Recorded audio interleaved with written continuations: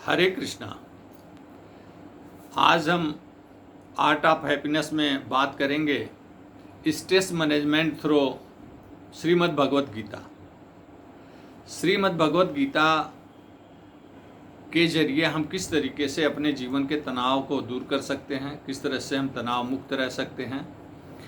श्रीमद् भगवत गीता में हमारे जीवन के तमाम पहलुओं के साथ साथ इस स्ट्रेस मैनेजमेंट पे भी बहुत सारा ज्ञान दिया हुआ है जिसे हमें जानना चाहिए। श्री कृष्ण जो उपदेश देते हैं अर्जुन को गीता में, वो पूरा जो अर्जुन शोक और हर्ष, शोक और विषाद और तनाव में चले जाते हैं, उसको दूर करने के लिए ही उन्होंने गीता का उपदेश दिया है। पूरा 18 अध्याय जो है, हमारा आत्मा क्या है, शरीर क्या है और किस प्रकार से प्रभु भगवान का विराट रूप क्या है, वो सारी बात जानने के बाद से जब अर्जुन को यह ज्ञान होता है कि हम तो निमित्त मात्र हैं, हम तो कुछ नहीं हैं, जो कुछ है प्रभु है और प्रभु के ये जो ही इस जगत के नियंता हैं, उन्हीं के इशारे पे, उन्हीं के बनाए हुए सृष्टि में हम एक अंश मात्र हैं। तो इस प्रकार से गीता में उनको, अर्जुन को जो भी शोक और विषाद और तनाव है दूर होता है और वो युद्ध करने के लिए फिर तैयार हो जाते हैं। इस गीता का अगर सबसे बड़ा महामंत्र, स्ट्रेस मैनेजमेंट का सबसे बड़ा महामंत्र कोई श्लोक है तो वो है कर्मण्येवाधिकारस्ते मा फलेषु कदाचन मा कर्म फल हेतुर्माते संगोऽस्त्व कर्मणि। इसमें श्री कृष्ण कहते हैं कि फल की चिंता किए बिना ही कर्म को करना चाहिए।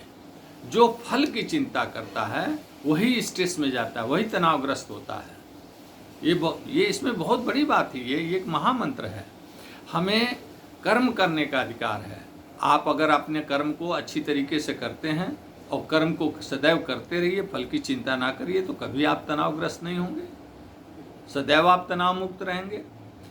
जो हम फल की चिंता पहले करते हैं, कर्म करने से पहले फल की चिंता को जब हम धारणा में लाते हैं तो हमें तनाव होता है, उससे बचना चाहिए।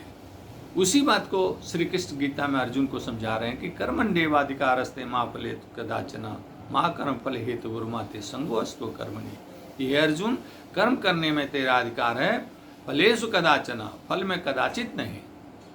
हाँ, ये भी कह रहे हैं कि कर्म करने में कर्म तो करना ही होगा, ना करने में आसक्ति नहीं होना चाहिए। तो ये एक बहुत बड़ा मंत्र है।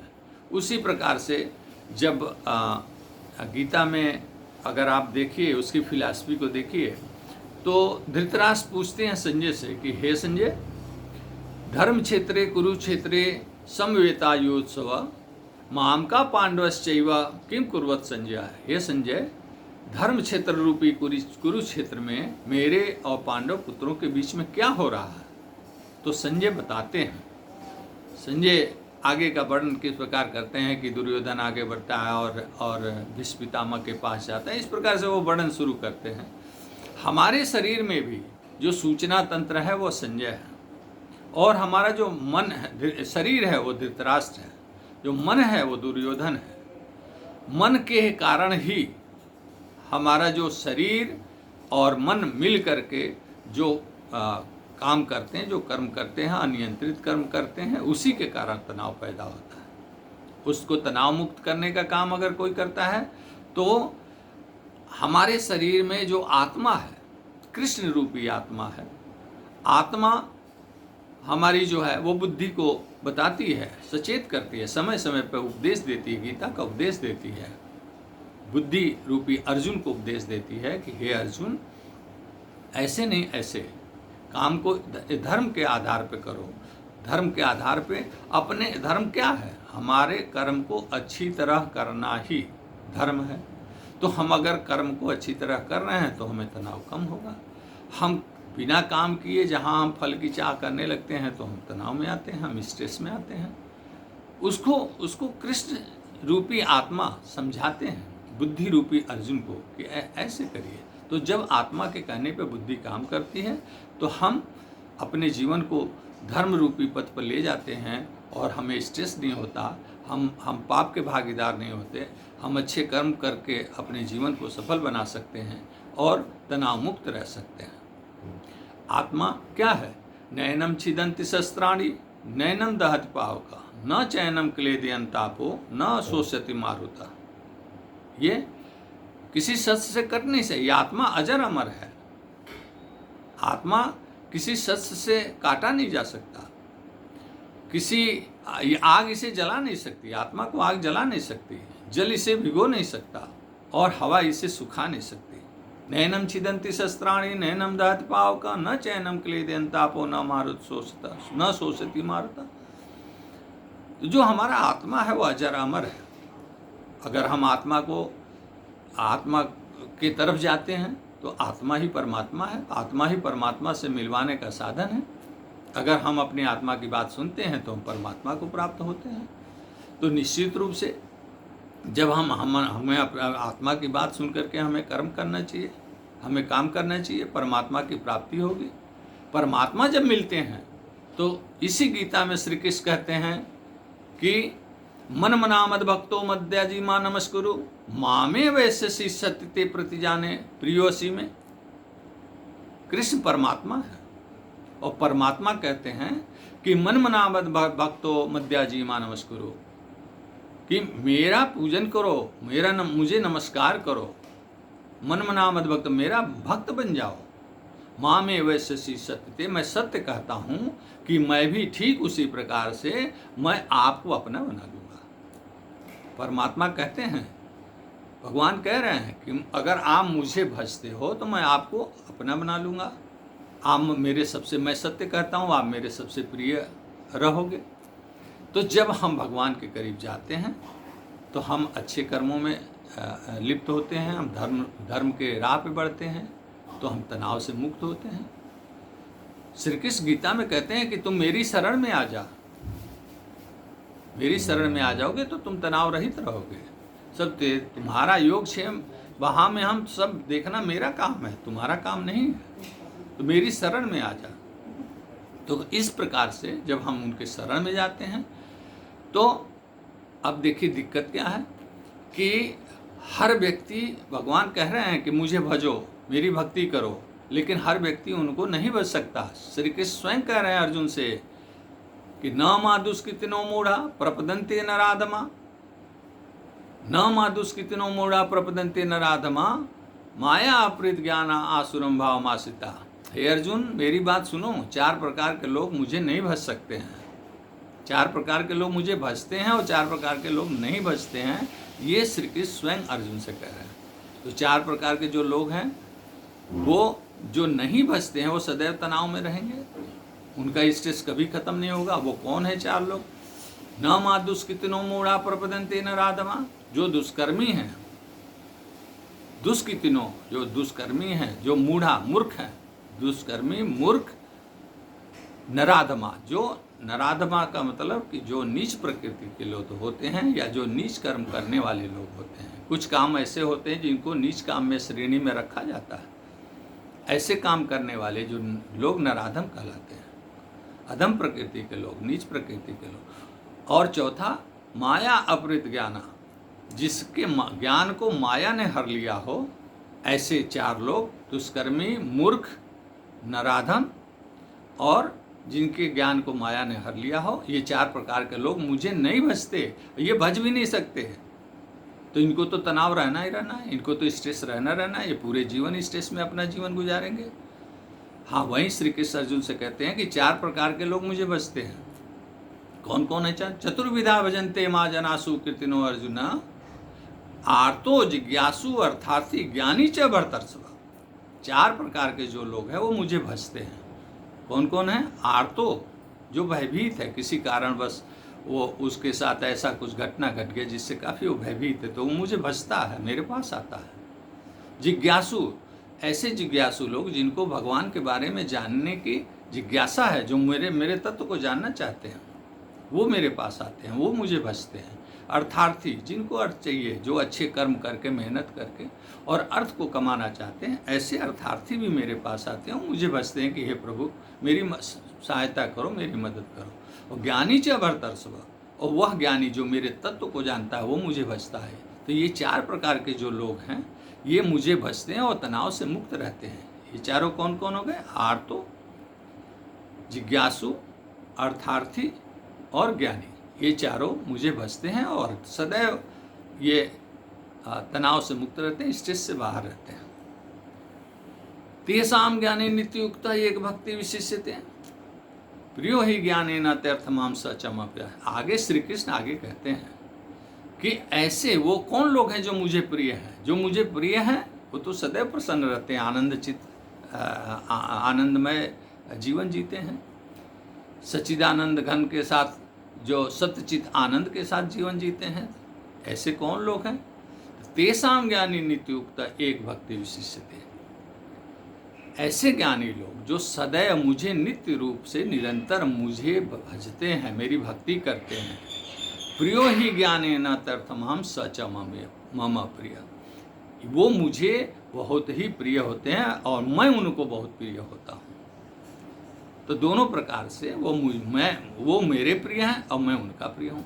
तो जो भगवान का प्रिय होगा वो सदैव तनाव से मुक्त रहेगा और सच्चिदानंद घन के साथ आनंदमय जीवन जिएगा।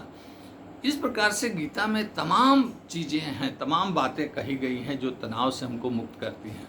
केवल भगवत भजन ही नहीं, अगर आप रोज़मर्रा के व्यवहार के जीवन में देखें, जैसे भोजन पे भी कहा गया है, योग पर भी कहा गया है, पाप आचरण पर भी कहा गया है। भोजन के बारे में गीता कहता है कि सुख और प्रीति को बढ़ाने वाले भी भोजन होते हैं और ऐसे भोजन करने वाले लोग सदैव जो है प्रसन्न होते हैं। सात्विक भोजन करने वाले लोग सदैव प्रसन्न रहते हैं। आयु सत्व बल आरोग्य सुख प्रीति विवर्धना रस्या स्निग्धा स्थिरा हृदया आहारा सात्विक प्रिया। आयु सत्व बल आरोग्य, आयु और बल को बढ़ाने वाले, सुख प्रीति विवर्धना, सुख और प्रीति को बढ़ाने वाले ये कौन से भोजन पदार्थ हैं? कौन सा भोजन है? रस्या जो रसदार होता है, रसदार जैसे फल है, दूध है, दही है। स्निग्धा जो चिकना है, दूध दही घी सब चिकने होते हैं। रस्या स्निग्धा स्थिरा जो गंभीर भोजन होते हैं। कुछ भोजन जो होते हैं जो उसमें स्थिर, हमारे शरीर में ज़्यादा पौष्टिकता देने वाले होते हैं। हृदय को प्रसन्न चित्त करने वाले भोजन होते हैं। आहारा सात्विक प्रिया, ये सात्विक लोगों को इस प्रकार के भोजन प्रिय होते हैं और यही भोजन करना चाहिए। तामसी और राजसी भोजन को मना किया है। जो उच्छिष्ट, बासी, म्लेच्छ, दुर्गंध देने वाले जो भोजन होते हैं उनको तामसी भोजन कहा गया है। वो सदैव तनाव, भोजन करके तनाव में आना, ये गीता कह रहा है कि उससे अगर तनाव से बचना हो तो उस भोजन से दूर रहिए। तामसी भोजन मत करिए, रजोगुण वाले भोजन न करिए, सात्विक भोजन करिए अगर तनाव से मुक्त रहना चाहते हैं। अब आइए योग पे। योग में अगर आप योग करते हैं, सदैव योग को अपनाने के लिए गीता ने कहा है। ओम का उच्चारण करते हुए प्राणायाम करिए, योग करिए, योग को अपनाकर योगी बनिए। गीता कह रहा है तपस्वीभ्यो अधिको योगी ज्ञानीभ्यो मतोधिक कर्मभ्यो चाधिको योगी तस्माद् योगी भवार्जुना। कृष्ण कहते हैं कि हे अर्जुन तस्माद् योगी भवार्जुना, योगी बनो, हे अर्जुन योगी बनो। क्यों? तपस्वी से भी बड़ा होता है योगी, ज्ञानी से भी बड़ा होता है योगी, और कर्मभ्यो चाधिको योगी, कर्म योगी से भी बड़ा होता है योगी। अर्थात हे अर्जुन तुम योगी बनो। योगी बनने के लिए, और जो योगी होता है वो सदैव तनाव मुक्त रहता है, उसे स्ट्रेस नहीं होता है, क्योंकि वो शरीर से भी और आत्मबल से भी और आध्यात्मिक बल से भी वो काफ़ी मजबूत होता है। इसी प्रकार से कृष्ण अर्जुन की गीता पूछते हैं कि हे प्रभु, कृष्ण से पूछते हैं कि वो कौन सा पाप आचरण है जिसको मनुष्य करने के लिए प्रेरित होता है, न चाहते हुए प्रेरित होता है। इसका भी वर्णन कृष्ण ने बहुत सुंदर प्रश्न, अर्जुन ने बहुत सुंदर प्रश्न किया कृष्ण से कि मनुष्य के जीवन में ऐसा क्या है कि न चाहते हुए पाप आचरण करता है। तब वो कहते हैं कि हमारे अंदर जो काम है, काम रूपी शत्रु जो है, बैरी है मनुष्य के शरीर में, वही सभी पापों का जड़ है, वही सबसे बड़ा पापी है। काम से मतलब है कि काम, क्रोध, लोभ, मोह, मद, अहंकार, ये सारे काम, जितनी कामनाएं हैं शरीर के अंदर, उसको काम कहा। गीता में बार बार काम शब्द को परिभाषित किया गया कामनाओं से। जो हमारी इच्छा है, बलवती इच्छाएं हैं, लोभ मोह मद अहंकार, काम क्रोध लोभ, ये सारी कामनाओं में काम रूप ये जो दुर्जय शत्रु है हमारे शरीर के अंदर, वो पाप आचरण कराने को प्रेरित करता है। उससे तो कृष्ण कहते हैं कि हे अर्जुन, उसको मारो, वो सबसे बड़ा बैरी है तुम्हारे शरीर का। अगर उससे मुक्त हो गए आप, काम रूप बैरी से मुक्त हो गए, उसका मार डाला आपने, तो जीवन में कभी कोई स्ट्रेस नहीं होना है, कभी कोई तनाव नहीं होना है। अगर तनाव से बचना है तो गीता को अपनाइए। और गीता में ढेर सारी बातें हैं जो हमारे आध्यात्मिक बल को बढ़ाता है। हमारे जीवन में ज्ञान के बारे में कहा गया। ज्ञान अगर हम आपसे पूछते हैं कि किस बात को आप ज्ञान मानते हैं, क्या आपने मैथ्स अलजेब्रा पढ़ लिया वो ज्ञान है, क्या आपने केमिस्ट्री फिजिक्स पढ़ लिया वो ज्ञान है? संपूर्ण ज्ञान क्या है? संपूर्ण ज्ञान पूरा पुराणों को अगर आप पढ़ते हैं तो आप पाएंगे कि आध्यात्मिक ज्ञान को संपूर्ण ज्ञान माना गया है। इसलिए आध्यात्मिक ज्ञान को अपनाइए, आध्यात्मिक बल को बढ़ाइए और अपने जीवन को सार्थक करिए, तनाव मुक्त रहिए, सदैव आनंदित रहिए और सच्चिदानंद घन भगवान की शरण में आ करके और आनंदमय जीवन जिए, तनाव मुक्त रहें। और स्ट्रेस मैनेजमेंट पे हमने आपको इतनी सी बात गीता के माध्यम से बताई है, जो हम लोग आर्ट ऑफ हैप्पीनेस में हम कोशिश करते हैं कि आपको तनाव मुक्त रखें, तनाव रहित रखें। इससे आप गीता से सबक लीजिए, गीता से सीखिए और तनाव मुक्त आनंदमय जीवन जिए। हरे कृष्ण।